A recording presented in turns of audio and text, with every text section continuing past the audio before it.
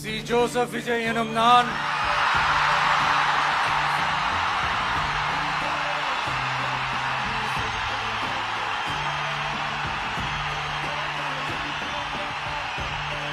சட்டப்படி அமைக்கப்பெற்ற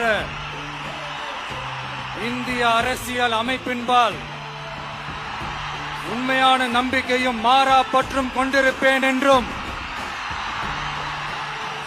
இந்திய நாட்டின் ஒப்பில்லாத முழு முதல் ஆட்சியையும் ஒருமையையும் நிலைநிறுத்துவேன் என்றும்